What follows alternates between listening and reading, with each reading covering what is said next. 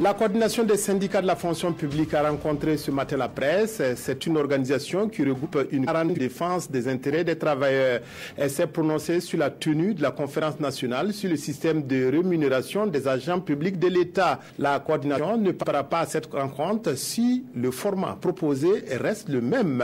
La CSFP appelle le gouvernement à prendre en main sérieusement les problèmes. Reportage Paul-David Bambara, Nyarkiteda. Très pensif. Son regard est résolument tourné vers son avenir d'Afro-Nabé. L'avenir dépend désormais de la conférence nationale sur le système de rémunération des agents publics de l'État. Incroyable que lui et sa coordination des syndicats de la fonction publique remettent déjà en cause avant même sa convocation. Pour la coordination, à faire que venir, le gouvernement a essentiellement pour but de réduire les rémunérations des agents publics de l'État conformément aux recommandations mondiales et du FMI.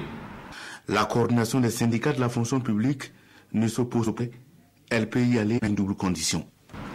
Au cas où le gouvernement maintient le contenu des discussions axées sur le système de rémunération des agents publics, il est impératif que le format soit réduit au gouvernement en tant qu'employeur et aux organisations syndicales en tant que représentants des travailleurs.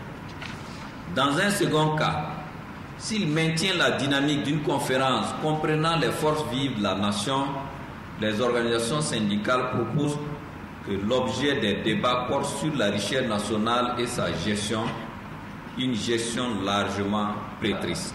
Au cas où le gouvernement opte pour leur choix, surtout le premier, les organisations syndicales réunies au sein de la coordination lui imposeront ses préalables.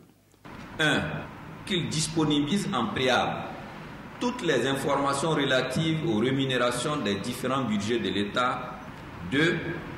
Que les débats portent sur toutes les rémunérations servies au titre de l'État, notamment les salaires officiels et émoluments officiels des dignitaires, ainsi que les autres aspects du temps de vie de l'État. Sa participation à une telle rencontre lui permet de défendre le respect strict des acquis, la détermination des ratios entre les secteurs et la nécessité d'augmenter sensiblement les rémunérations, entre autres.